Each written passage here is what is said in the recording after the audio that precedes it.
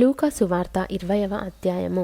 ఆ దినములలో ఒకనాడు ఆయన దేవాలయంలో ప్రజలకు బోధించుచు సువార్తను ప్రకటించుచున్నప్పుడు ప్రధాన యాజకులను శాస్త్రులను పెద్దలతో కూడా ఆయన మీదికి వచ్చి, నీవు ఏ అధికారము వలన ఈ కార్యము చేయుచున్నావో, ఈ అధికారము నీకెవడు ఇచ్చెనో మాతో చెప్పుమని ఆయనను అడిగిరి. అందుకాయన, నేనును మిమ్మును ఒక మాట అడుగుదును, అది నాతో చెప్పుడి. యోహాను ఇచ్చిన బాప్తిస్మము పరలోకం నుండి కలిగినదా, మనుషుల నుండి కలిగినదా అని వారిని అడుగగా, వారు మనము పరలోకం నుండి కలిగినదని చెప్పిన ఎడల, అలాగైతే మీరెందుకు అతని నమ్మలేదని ఆయన మనలను అడుగును.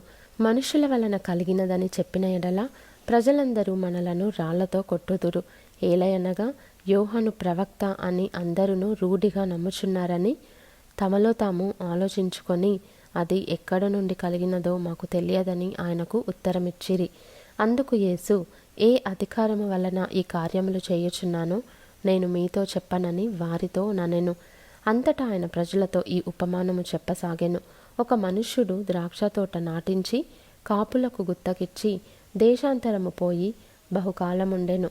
పంటకాలమందు అతడు ఆ ద్రాక్షతోట పంటలో తన భాగమిమ్మని ఆ కాపుల యొద్దకు ఒక దాసుని పంపగా, ఆ కాపులు వానిని కొట్టి వట్టి చేతులతో పంపివేసిరి. మరలా అతడు మరి ఒక దాసుని పంపగా, వారు వానిని కొట్టి అవమానపరచి వట్టి చేతులతో పంపివేసిరి. మరలానతడు మూడవ వాని పంపగా, వారు వానిని గాయపరచి వెలుపలికి త్రోసివేసిరి. అప్పుడు ఆ ద్రాక్ష తోట యజమానుడు, నేనేమి చేతును, నా ప్రియకుమారుని పంపుదును, ఒకవేళ వారు అతని సన్మానించెదరనుకొనెను. అయినను ఆ కాపులు అతనిని చూచి, ఇతడు వారసుడు, ఈ స్వాస్థ్యము మనదగునట్లు ఇతని చంపుదము రండని ఒకరితోనొకరు ఆలోచించుకొని అతనిని ద్రాక్షతోట వెలుపలికి త్రోసివేసి చంపిరి. కాబట్టి ఆ ద్రాక్షతోట యజమానుడు వారికి ఏమి చేయును? అతడు వచ్చి ఆ కాపులను సంహరించి తన ద్రాక్ష తోటను ఇతరులకు ఇచ్చునని ఆయన చెప్పగా, వారు విని అట్లు కాకపోవును గాకనిరి. ఆయన వారిని చూచి, అలాగైతే ఇల్లు కట్టువారు నిషేధించిన రాయి మూలకు తలరాయి ఆయను అని వ్రాయబడిన మాట ఏమిటి? ఈ రాతి మీద పడు ప్రతివాడును తునకలైపోవును గాని అది ఎవని మీద పడునో వానిని నలిచేయుననెను. ప్రధాన యాజకులను శాస్త్రులను తమ్మును గూర్చి ఈ ఉపమానము ఆయన చెప్పెనని గ్రహించి ఆ గడియలోనే ఆయనను బలాత్కారముగా పట్టుకొన్న సమయము చూచిరి గాని జనులకు భయపడిరి. వారాయనను కనిపెట్టుచు అధిపతి వశమునకును అధికారమునకును ఆయనను అప్పగించుటకై ఆయన మాటలయందు తప్పు పట్టవలెనని తాము నీతిమంతులని అనిపించుకొను వేగుల వారిని ఆయన యొద్దకు పంపిరి. వారు వచ్చి, బోధకుడా, నీవు న్యాయముగా మాటలాడుచును బోధించుచునున్నావు. నీవెవని అందును మోమోటము లేక సత్యముగానే దేవుని మార్గమును బోధించుచున్నావని ఎరుగుదుము. మనము కైసరునకు పన్ను ఇచ్చుట న్యాయమా కాదా అని ఆయన నడిగిరి. ఆయన వారి కుయుక్తిని గుర్తెరిగి, ఒక దేనారము నాకు చూపుడి, దీని మీది రూపమును పైవ్రాతయు ఎవనివని అడుగగా వారు కైసరువనిరి. అందుకాయన, అలాగైతే కైసరువి కైసరునకును దేవునివి దేవునికిని చెల్లించుడని వారితో చెప్పెను. వారు ప్రజల ఎదుట ఈ మాటలో తప్పు పట్టనేరక ఆయన ప్రత్యుత్తరమునకు ఆశ్చర్యపడి ఊరకుండిరి. పునరుత్థానము లేదని చెప్పడి సద్దుకయ్యులు కొందరు ఆయన యొద్దకు వచ్చి ఆయనను ఇట్లా అడిగిరి, బోధకుడా, భార్య బ్రతికియుండగా ఒకని సహోదరుడు సంతానము లేక చనిపోయిన ఎడల అతని సహోదరుడు అతని భార్యను పెండ్లి చేసుకొని తన సహోదరునికి సంతానము కలగజేయవలెనని మోషే మనకు వ్రాసి ఇచ్చెను. 7 సహోదరులుండిరి.